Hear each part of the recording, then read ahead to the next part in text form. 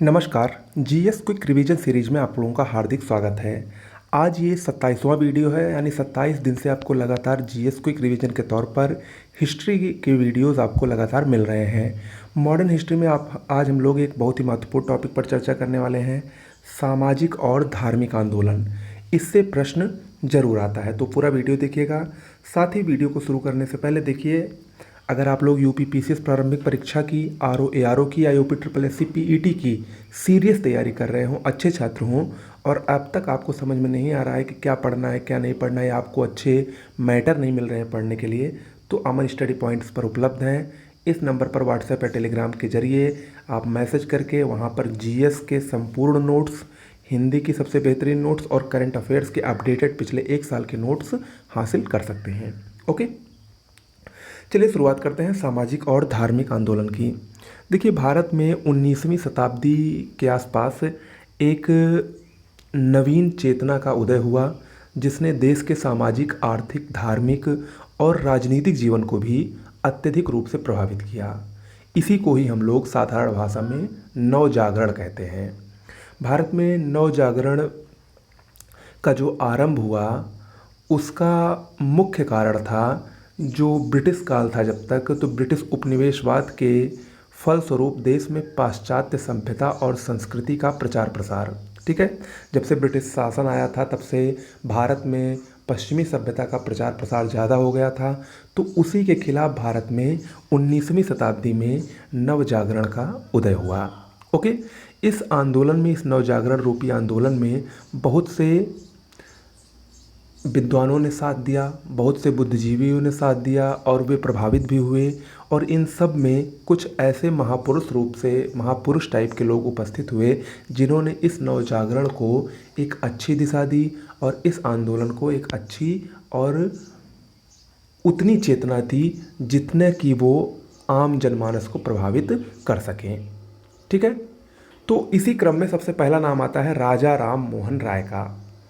राजा राम मोहन राय भारत में 19वीं सदी में जो सुधार आंदोलन हुआ, नवजागरण आंदोलन हुआ, उसके प्रणेता हैं। इनका जन्म पश्चिम बंगाल में हुआ था। इनको नवजागरण का पिता कहा जाता है, नवजागरण का अग्रदूत कहा जाता है और आधुनिक भारत के पिता के रूप में ये जाने जाते हैं। इसके अलावा इनको भारतीय राष्ट्रवाद का जनक भी कहा जाता है। राजा राम मोहन राय की कुछ उपाधियां हैं, जैसे युगदूत की उपाधि इनको सुभाष चंद्र बोस ने दी, जबकि राजा की उपाधि मुगल बादशाह अकबर द्वितीय ने दी थी। राजा राम मोहन राय भारत में पत्रकारिता के अग्रदूत थे। इन्होंने पत्रकारिता के क्षेत्र में कुछ प्रमुख पत्रिकाओं का प्रकाशन भी किया, जैसे मिरातुल अखबार का इन्होंने प्रकाशन फारसी भाषा में, संबाद कौमुदी बंगाली भाषा में तथा ब्रह्म क्रॉनिकल ये अंग्रेजी भाषा में इनकी प्रमुख पत्रिकाएँ थीं। 1829 में इन्होंने सती प्रथा की समाप्ति करवाई लॉर्ड विलियम बेंटिंग के सहयोग से। इनका सबसे प्रमुख कार्य था ब्रह्म समाज की स्थापना। 1828 ईस्वी में कलकत्ता में इन्होंने ब्रह्म समाज की स्थापना की और ब्रह्म समाज को स्थापित करने का उद्देश्य एकेश्वरवाद की उपासना, मूर्ति पूजा का विरोध, इसके अलावा पुरोहितवाद, जो ब्राह्मणवाद था, पुरोहितवाद था, उसका विरोध करना भी इस ब्रह्म समाज की स्थापना का प्रमुख उद्देश्य था। कालांतर में ब्रह्म समाज में विभाजन हो गया। पहला विभाजन 1866 ईस्वी में हुआ, जब ब्रह्म समाज आदि ब्रह्म समाज और भारतीय ब्रह्म समाज में बंट गया। आदि ब्रह्म समाज के संस्थापक देवेंद्रनाथ टैगोर हुए और इन्होंने ही तत्वबोधिनी सभा की भी स्थापना 1839 में की थी। तो दोनों बातें इनके बारे में इम्पोर्टेंट हैं। दूसरी तरफ भारतीय ब्रह्म समाज की स्थापना केशव चंद्र सेन ने की। आगे चलकर फिर से एक बार दूसरा विभाजन हुआ ब्रह्म समाज में 1878 ईस्वी में, जब ब्रह्म समाज साधारण ब्रह्म समाज और नव विधान में बंट गया। साधारण ब्रह्म समाज की स्थापना शिव नारायण शास्त्री और आनंद मोहन बोस ने मिलकर की, जबकि नव विधान की स्थापना केशव चंद्र सेन ने की। ओके, केशव चंद्र सेन ये वही हैं जिनके प्रयासों से ब्रह्म विवाह एक्ट, जिसको सिविल मैरिज एक्ट कहा जाता है, 1872 में वो पास हुआ था। तो ये बात इनके बारे में इम्पोर्टेंट है, याद रखिएगा। ओके, राजा राम मोहन राय के इसके अलावा कुछ प्रमुख स्थापत्य कार्य भी थे, जैसे इन्होंने हिंदू कॉलेज की स्थापना 1817 में डेविड हेयर के सहयोग से की। आत्मीय सभा की स्थापना 1814 में, वेदांत कॉलेज की स्थापना 1825 में की। ओके। इसके अलावा इन्होंने एक पुस्तक लिखी तुहफात उल मुवाहिदीन, जो कि फ़ारसी भाषा में इन्होंने लिखी थी। उसमें इन्होंने बहुदेववाद का विरोध किया था। तो ये कुछ प्रमुख बातें थी राजा राम मोहन राय के बारे में, जो कि परीक्षा की दृष्टि से मोस्ट इम्पॉर्टेंट हैं। आगे बढ़ते हैं। प्रार्थना समाज। प्रार्थना समाज मुंबई में 1867 में स्थापित हुआ। इसकी स्थापना आत्माराम पांडुरंग ने की, जबकि इसके मुख्य संचालक महादेव गोविंद रानाडे थे। इंपॉर्टेंट है। महादेव गोविंद रानाडे के बारे में हम जानते हैं। महादेव गोविंद रानाडे को महाराष्ट्र का सुकरात कहा जाता है। ये पश्चिम भारत में सांस्कृतिक पुनर्जागरण के अग्रदूत माने जाते हैं। 1871 में सार्वजनिक सभा की इन्होंने स्थापना की। दक्कन एजुकेशन सोसाइटी, जो कि बाद में पूना फर्ग्यूसन कॉलेज के नाम से जाना गया, उसकी स्थापना भी 1884 में इन्होंने की। इसके अलावा इन्हीं के एक सहयोगी थे D.K. कर्वे। उन्होंने 1899 में विधवा आश्रम की स्थापना की थी। मोस्ट इंपॉर्टेंट है। ओके। महाराष्ट्र के एक और बहुत प्रमुख समाज सुधारक हैं गोपाल हरि देशमुख। इनको लोकहितवादी के नाम से जाना जाता है। इन्होंने परमहंस मंडली की स्थापना की थी। इंपॉर्टेंट है। देखिए, आप अगर हमारे साथ नियमित रूप से जुड़े हैं तो पिछले 27 वीडियो में आप लोगों को समझ में आ गया होगा कि कितना इम्पोर्टेंट इस समय मैं आप लोगों को टॉपिक प्रदान कर रहा हूं। ठीक है। तो आप लोग अगर हमारे चैनल से जुड़े हैं तो आप लोग का सिलेक्शन बहुत ही जल्दी होगा। बस थोड़ा सा ट्रस्ट रखिए। ये जो मेरी नोट्स है और मेरी जो अभी मैंने आपको स्टार्टिंग में बताया नोट्स लेकर पढ़ने के लिए, अगर उसको लेकर आप पढ़ लेते हैं इसके साथ, तो निश्चित रूप से आपका ऐसा कोई भी एग्ज़ाम नहीं है जो आपका क्वालिफाई ना हो सके। ठीक है। सब पहली बार में ही अगर सटीकता से आप पढ़ लेंगे, या RO का हमारा जो बैच स्टार्ट हो रहा है 3 जून से, उसको आप ज्वाइन एक बार कर लेते हैं तो निश्चित रूप से आपकी सबसे बेहतरीन तैयारी सबसे कम समय में अमन स्टडी पॉइंट करवाएगा, ये दावा है। ओके। चलिए आगे बढ़ते हैं। तीसरे प्रमुख समाज सुधारक थे स्वामी दयानंद सरस्वती। स्वामी दयानंद सरस्वती के बारे में पहले बात तो ये जान लीजिए कि इनका बचपन का नाम था मूल शंकर। ओके। इनको भारत का मार्टिन लूथर किंग कहा जाता है। 1875 में आर्य समाज की स्थापना इन्होंने मुंबई में की। और आर्य समाज क्यों स्थापित किया? आर्य समाज की स्थापना का मूल उद्देश्य भारत को सामाजिक, धार्मिक और राजनीतिक रूप से एक सूत्र में बांधना था। आर्य समाज ने बाल विवाह, जाति प्रथा का विरोध किया, लेकिन वर्ण व्यवस्था का इन्होंने समर्थन किया था। ओके। वेदों की ओर लौटो का नारा भी इन्होंने दिया। शुद्धि आंदोलन, गौरक्षिणी सभा की भी इन्होंने स्थापना की। पाखंड खंडनी पताका को भी इन्होंने फहराया। इनकी एक बहुत ही प्रमुख पुस्तक है सत्यार्थ प्रकाश। इंपॉर्टेंट है, याद रखिएगा। आगे चलकर कालांतर में आर्य समाज का विभाजन हो गया। ये भी 2 भागों में बट गया। पहले तो वो लोग थे जो पाश्चात्य शिक्षा यानी अंग्रेजी भाषा के समर्थक थे। उनमें से एक थे लाला लाजपत राय। इन्होंने एंग्लो वैदिक स्कूल की स्थापना की। और दूसरा विभाजन वे लोग थे जो पाश्चात्य शिक्षा के विरोधी थे। इनमें स्वामी श्रद्धानंद प्रमुख थे, जिन्होंने गुरुकुल विश्वविद्यालय की स्थापना की।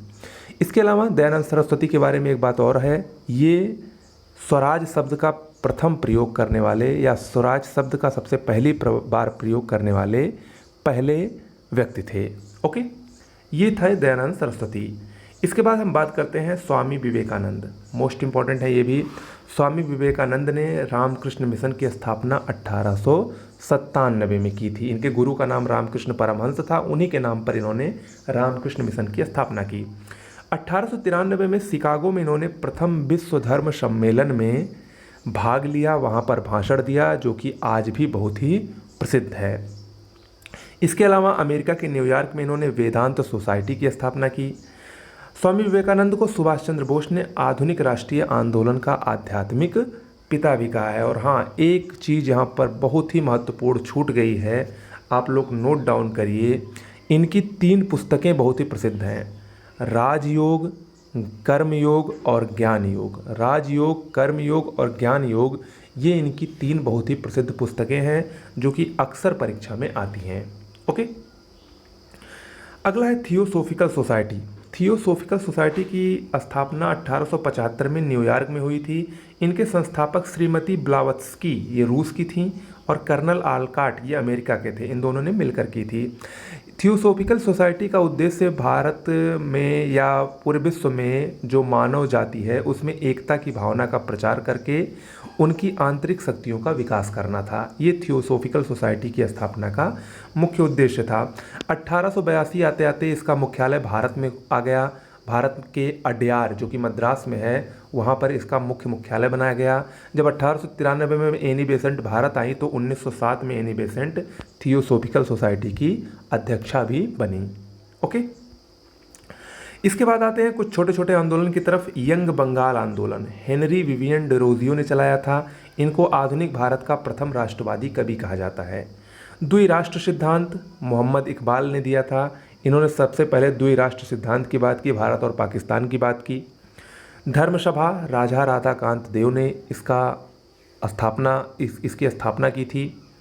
देव समाज शिवनारायण अग्निहोत्री इसके संस्थापक थे। Servant of India society most important है, भारत सेवक संघ इसको हिंदी में कहा जाता था। 1905 में गोपाल कृष्ण गोखले ने इसकी स्थापना की। सेवा सदन मुंबई में वीएम मालाबारी ने स्थापना की, मोस्ट इंपॉर्टेंट है। शारदा सदन ये एक विधवा आश्रम था, पंडिता रमाबाई ने इसकी स्थापना की थी। रहनुमाई मजस्सैदन सभा ये पारसी सभा थी, पारसी आंदोलन था। इसमें दादा भाई नौरोजी और नौरोजी फरदौन जी ने मिलकर इस सभा की स्थापना की थी। इसके अलावा भारतीय महिला विश्वविद्यालय मुंबई में ये भी डी.के. कर्वे द्वारा ही खोला गया था। देवबंद आंदोलन 1866 में अंग्रेज विरोधी आंदोलन ये था। मोहम्मद कासिम ननौतवी और रशीद अहमद गंगोही ने इसको प्रारंभ किया था। आते हैं मुस्लिम आंदोलन की तरफ, सर सैयद अहमद खां की तरफ। देखिए, सर सैयद अहमद खां ये भारत में मुस्लिम आंदोलन के प्रणेता थे। अलीगढ़ आंदोलन के प्रवर्तक थे। तहजीब उल अखलाक नामक अखबार का इन्होंने फ़ारसी भाषा में प्रकाशन किया, इंपॉर्टेंट है। साइंटिफिक सोसाइटी की स्थापना 1864 में इन्होंने की, जबकि 1875 में अलीगढ़ मुस्लिम एंग्लो ओरिएंटल कॉलेज की स्थापना की और यही आगे चलकर अलीगढ़ मुस्लिम यूनिवर्सिटी के नाम से जाना गया। ओके,